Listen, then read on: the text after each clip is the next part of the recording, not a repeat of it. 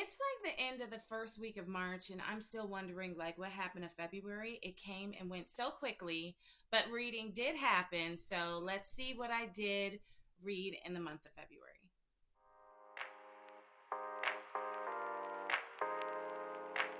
Okay, everyone, welcome and welcome back to my channel. I'm so excited to be here with you guys today, just talking about all the books that I read in February. And I will admit, I did not read all the books that I intended to read. I don't know if it was like a mixture of I had too many high expectations for my reading in the month of February, given my calendar, and just like living in some reality. I had extra things going on for my job life. February is the month where the fiscal year ends, so it's just a lot more work, projects, reports, presentations, all that kind of thing. And then I also had some extra family stuff in the month of February. So it might not have been the wisest month to really stack on a lot of books, but those that I did not read in February, I still want to get to. So I'm gonna like move them to my March list, I think. But I did read some good. I did do some good reading. I think I read 5 books in the month of February, and I'm excited to share with you what I read. So let's just get to it, right? We're gonna start with this book, Great Expectations. So I have read Great Expectations countless times in my life now. I think well over probably about 10 times. And I will continue to read Great Expectations. Great Expectations is a classic that was written by Charles Dickens, and it is set in London, and it follows the life of Pip, young Pip. It's a building romance story, a coming to age story, and it really just is so well done, you guys. So well done. This by far is definitely one of my favorite books. It is also one of the books that if you haven't read it, you better read it. Read this book. Like, this is a book that I make people in my life read. I've made my husband read this book. And he's so happy that he did. He's like, oh, I get why you talk about this book so much. So read it. Let's see. How can I summarize this book for you? I've thought about doing a longer video on just a deep dive on Great Expectations, but this is not the time or place for that. And I really need to organize myself so that I just, don't end up making a video that's 3 hours long. So, but to give you an overview, to just spark your little curiosity, to get you interested in reading this book, we have a young boy who grows into be a man who is defining and chasing his great expectations in life, hence the title. And in doing so, he is influenced by what he should expect, what he should want to pursue. He meets this woman who he comes from very humble means. His parents have died along with most of his siblings except his older sister, who raises him, but she ain't kind, y'all. I feel like kindness is in there, but she just doesn't know how to be it. It's kindness has been kind of beat out of her. But her husband is very tender and is very loving and nurturing, and is the one who gives all of that to Pip. And he is a blacksmith.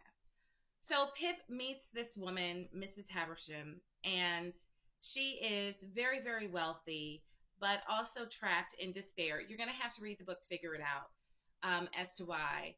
And all of a sudden, when he, encounters her world and sees a girl that he just wants to have. I want to have the house and the girl and the wealth, and I want to have nobility, and I want to be a gentleman. His great expectations for himself get really shaped in that encounter, and thus puts us, Pip and the reader, on a journey to kind of follow what happens. It is a book about love, self love. It is a book about class. It is a book about that questions, what should be one's expectations and what is happiness and where do you find it, and what should you sacrifice yourself? What sacrifices should you make yourself to pursue it? There is so much. It's about family and community, and it is about appearances versus reality and how we judge people on very superficial terms. So there's so much here. And honestly, every single time I read this book, not only do I learn something new or I see something new, but because I'm reading it in different like seasons of my life, it also teaches me something different. So it's one of the reasons why I like to reread books, because people are like, oh, but you've already read that book. You're reading it again. It just, every time you come to a book, you're different. So Great Expectations. Go look it up, go get it, however you want to do it. I do think that there is a movie adaptation. I'm not a fan of it. Don't watch the movie, read the book. This is one you want to read. And the language of Dickens, his wonderful way of words, he's a master storyteller. I mean, if you just want to get into a good book, master storyteller, the way he creates characters and employs language is just truly, it's delicious. It's delicious. So I thoroughly enjoyed rereading this again in the month of February, and I'm thinking about doing a Dickens challenge where I just throughout the year maybe read all of his books. Great Expectations isn't actually my favorite Dickens novel, my but it's the one that I've read. But yeah, I don't even know how to make sense of that. It's not my favorite one, but it is the one I've read the most. That's interesting. I have to think about that. My favorite, though, Dickens novel is Our Mutual Friend. And I've only read that one twice, but it is my favorite. So maybe I need to like reread that one again. So Charles Dickens, I really enjoyed that. Moving on, speaking of a book that I've read before and I'm like rereading, it's Zora Neale Hurston's Their Eyes Were Watching God. And I love I'm trying to get it right for you. There you go. I love the boldness of color in this. Don't you love it? I love the boldness of cover. I still am torn as to like whether I actually like the picture of this cover, but I do like the color. I do like the boldness because it does remind me a lot of the main character, Janie. And this is a novel that was written um, by Zora Neale Hurston, who herself was known to be bold woman who took up space. I think this was written in 1930. Was it 39? Was it? Yeah, 19. I was close. 1937. And when it came out, it received not the like accolades, especially from Black literary community, especially your Black male writers of the day, that she hoped it would. That I don't see why it didn't. But it is a very different type of novel, especially for the time in which it was written. This is a story. I mean, I best sum it up as it's a love story. It's a story of a woman, Janie, who is very different. She's an African American woman. She's a very raised differently and thinks of the world in a different way.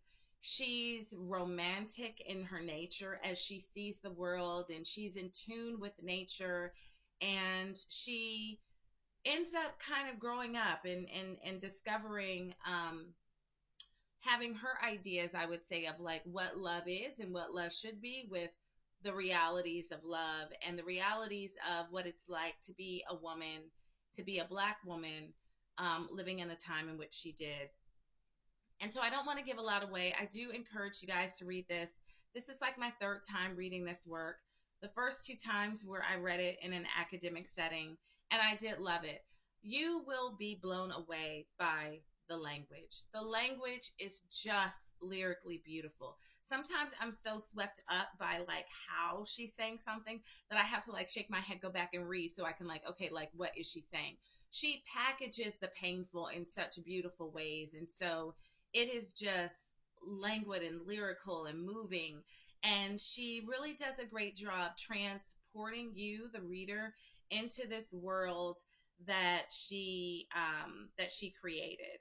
And this world is very much, I would say it's not an autobiography at all, but there are a lot of elements in the writer's personal life that show up in this story and that help to paint it.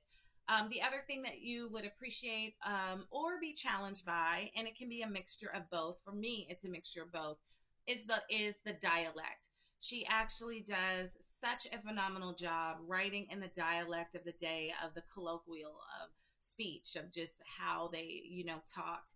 And it is challenging because I it slows me down, and I have to like get into the cadence of the language because it's very different from how I speak. But it so enriches the story, and it helps to bring the story, to life. And as Janie is pursuing her own sense of self and her own beliefs of love and her own agency, as a woman, without a trodden sad story with it, it just is helps you to do the same and think about your life in those ways. There are lots of things that this novel brings up. So we also see here, we see it's set in the South, and it's set in actually a town, an all black town, Eatonville, which was a real town in Florida, that was black owned and black governed and black populated. And this book is kind of starts at the developing of that town. And Zora Neale Hurston herself was raised in that town. And so we have, again, kind of like pulling threads from real life and weaving it into a novel. I mentioned before that when this came out, it was not well received.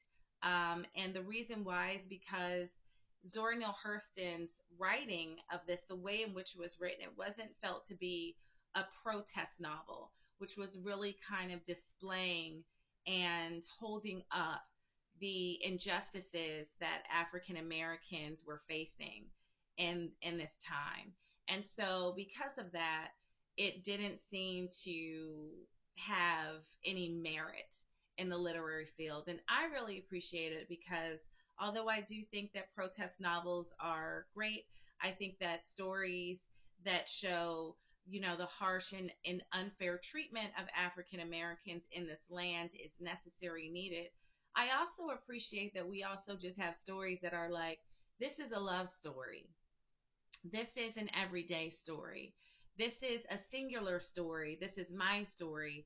And I'm not trying to display it for and to be in every, in every African American story. And so I think that the beauty of what she offered was not able to be really appreciated then. But thank you, Alice Walker, for going and finding her and resurrecting Zora Neale Hurston and her body of work, literally going through and finding her grave in Florida and cleaning it up. Alice Walker did that, and I'm so thankful for all of the professors that started adding her to their required reading list and discussing her work because it's so relevant and it's so rich, and there's so much that you can get from it. So this is great. It's not long. I think it's not long at all. Yeah, it's about, my copy is about 192 pages. You can read this very quickly. I would suggest, so you just stay steeped into this world that she constructs. I would suggest taking some time and just sitting when you have time to just really kind of read this book. It is good.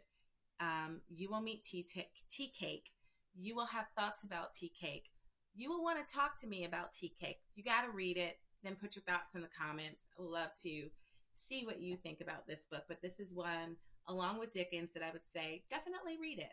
Definitely read it. Okay, so moving on, the next three books are books that I've never read before. Um, so I'm going to start with this one. This is Kim Jong-un, born in 1982, and it's written by Nam-Joo, and it's translated by Jamie Chang. Yeah, Jamie Chang, who did the translation. And this book is set in South Korea.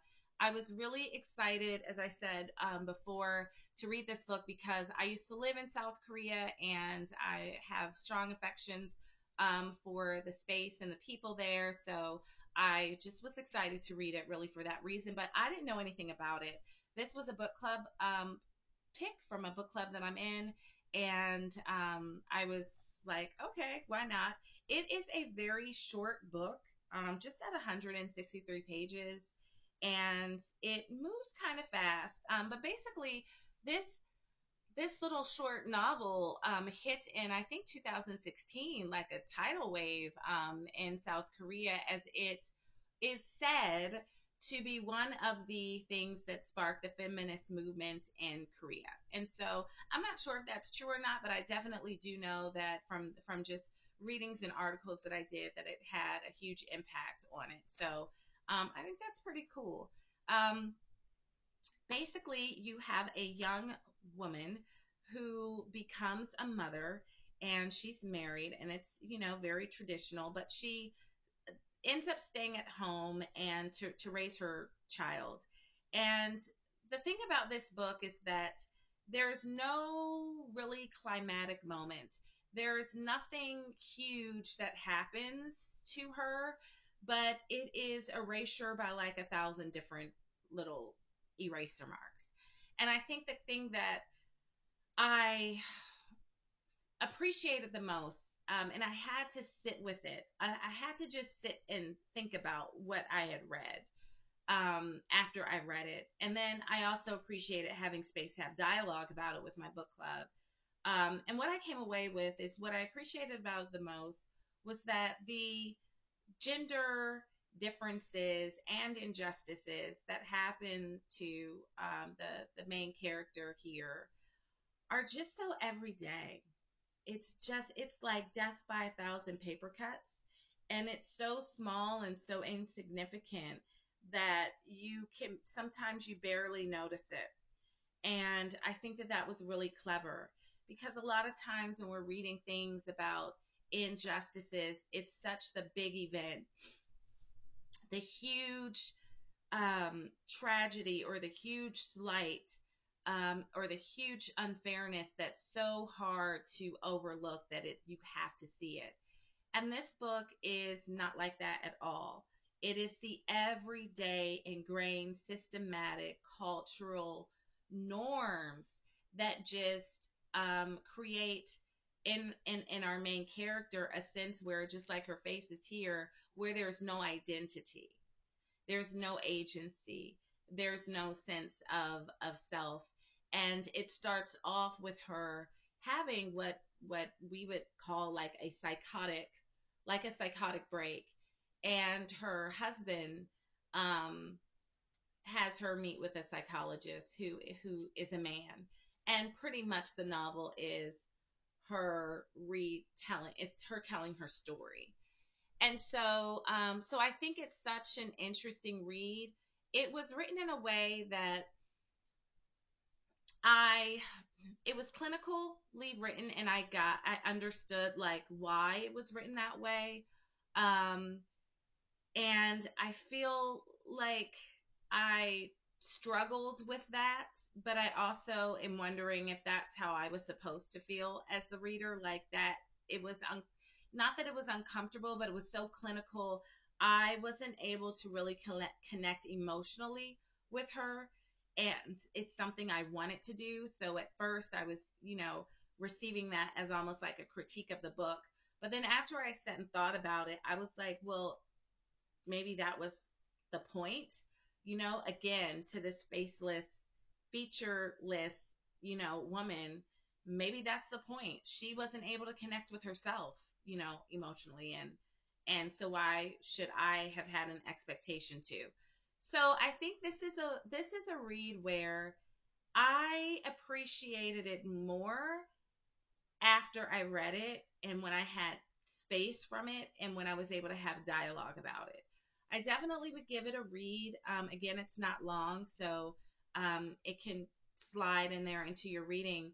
And I also think that this is a book where get someone to read it with you, get a friend to read it with you, because it is something I think that you'll need to talk about. And so I would be very interested in any thoughts or comments about this book for those people who have read it. But I'm happy that I did read it. Happy that I did read it. So that's this. Okay, then my reading took a whole different turn, which was a really good break. And I read Harry Potter. So when I was out reading Harry Potter in the world, and like in the world, what do I mean? I did some travel, so in the airport, in the grocery store. I read in the grocery store. Does anyone else read in the grocery store? I read in the grocery store. So I'm like, I'm the shopper that's like this, and I have my book propped up on the, cart thingy. I have like my purse and everything, so it props up, and I'm reading while shopping. Okay, that's me. I might annoy, but it's me, and somehow it happens. Especially if I'm like truly engrossed in a book and I don't want to put it down. I am reading and shopping. And so, but people would look at me, especially like, kids, and they saw me like really into this book. And I got interesting looks. And I also had a lot of like attention. I had a lot of people were like, oh, are you just starting the series? Or, oh, you're going to love it. Or what part are you on? So I enjoyed being in the magical world that is Harry Potter. And I read this as a birthday gift to my daughter who turned 18 in February. And she wanted me to read the book. And we went to the movies to see the first one, on her birthday. So I'm like, okay, I will read it. And I just honestly read it as like, she asked me to do it. And so I'm like, I will do it. But I truly enjoyed reading this book. I've seen the Harry Potter movies because she's made me. We celebrate Harry Potter's birthday every year because she makes us. So it's not that I'm unfamiliar with the story, but honestly, I don't think I was paying attention a lot. It was like one blurs into the other, and it was hard for me to tease out like what happened in each movie. And so reading it really just gave me a grounded sense. I love the fact that the movie so honored the books. There is so much honoring in this book, and I really liked that. And I just enjoyed her language, her way in which she crafted these characters and told the story. There is this bubbling pace, that just was throughout it. It was very even tone to me. And I think that that's hard for writers to do, just to make a pacing of a book where it's even and consistent kind of throughout. And I really enjoyed that. So I would read this before bed also as just like my nightly little treat, and it was wonderful. It was also nice just to have a break from something that was, from books that were just heavier. I realized, gosh, I read a lot of heavy books. So, I don't know if I'm going to continue this series or not. I am debating. But I really did enjoy reading and watching Harry Potter. And I'm sure you all know the stories, all of you all watching. And I would suggest, if any of you all haven't read this, you're not too old to read Harry Potter. And it is a treat. It's a delight. It was a delightful, um, really great book. So thank you, Leela, for making me read Harry Potter. Okay, last but not least, Freshwater. Oh, you all can see my little tabs. Freshwater by Akwaeke Emezi. I think I said her name right, and I apologize if I mispronounced their name actually. Um, so this novel was another book club read, and what can I say? How would I describe this? So this is a book about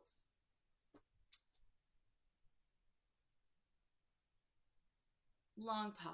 Did you see that long pause? As I'm like staring up. How would I say?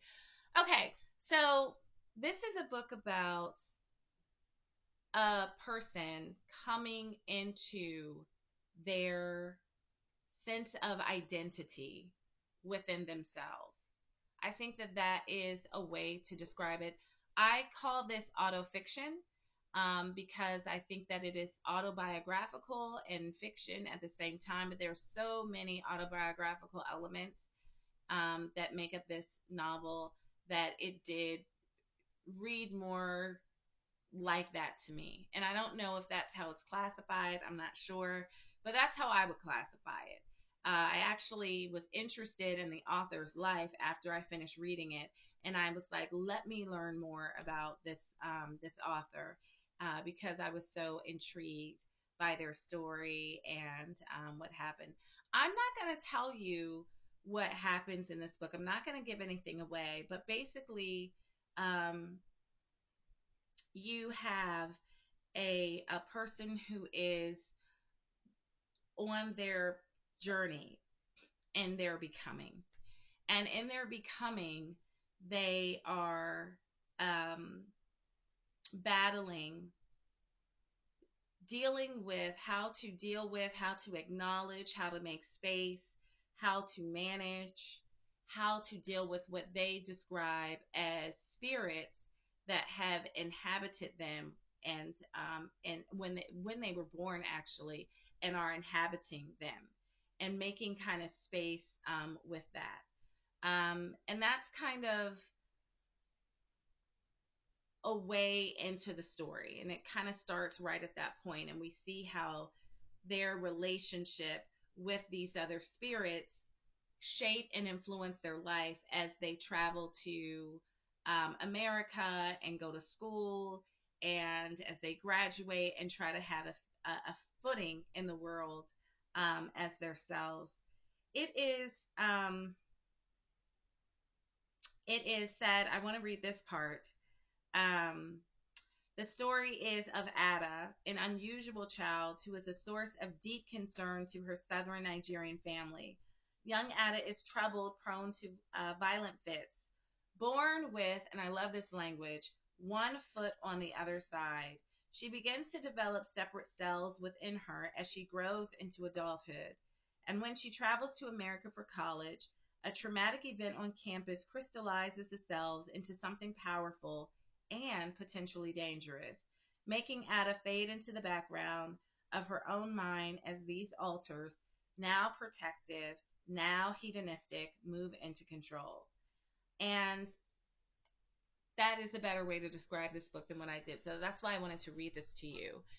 There, we had, this was a book where I was like, I need to finish it and I have to talk about it. And I was so happy that I was a part of a book club that where we could talk about it, and everyone came to book club like, oh, we've got to talk about this book. It was really interesting to experience, to listen to how people experience the impact of the trauma that young Ada and Ada experienced, and the impact that they had and what they named it, and if they named it the same things that she actually ends up naming it, or if they named it something different, like a psychotic break or a mental health issue and things of that nature. So we do have like how the West perceives things of that nature, and how what's different from Ada and her and her upbringing, and how like her religion, her spirituality makes sense of it.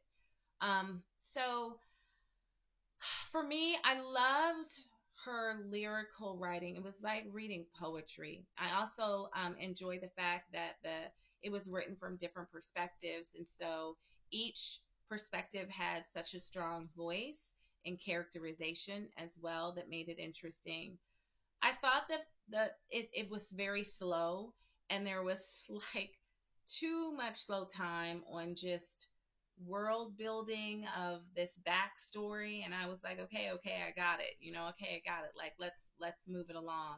So I think for me it dragged quite a bit in the beginning, and then towards the end it picked up in its pace. So that was something that was kind of challenging for me in that way.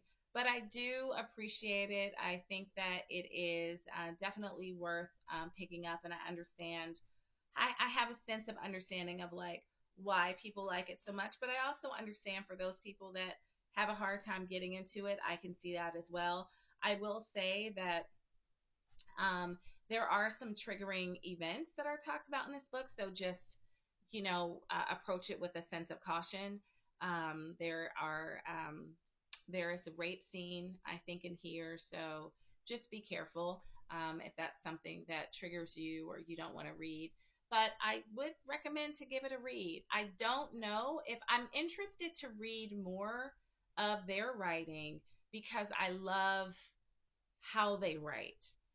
Um, but I'm not interested so much in reading the writing that is more on the autofiction. I would be interested in reading like a fictional work and seeing how that goes. I think that that's where I landed with this author. So, all right, well, that's my February reads. I will be making my video on my March reads, which I've already started together all my books, and I'm excited about what I'm going to be reading in March. Let me know what you are reading in March as well, and if how did your February go? Was it like mine? Did you get through everything that you wanted to get through? Also, as always, I'm looking for suggestions for the next great book to read. So if you have a book that you think I would like, please leave it in the comments below, as I'm always searching and I love to pull up my phone and look at comments and get book suggestions when I'm out and about at bookstores, which are a very dangerous place for me to be. I spend way too much money in bookstores and I need to do better with that. But please give me your comments, and also like and subscribe. Help this book fam grow. Share it with your friends, your other book lovers. Let them know that I'm here. And as always, you guys, until I see you, stay reading.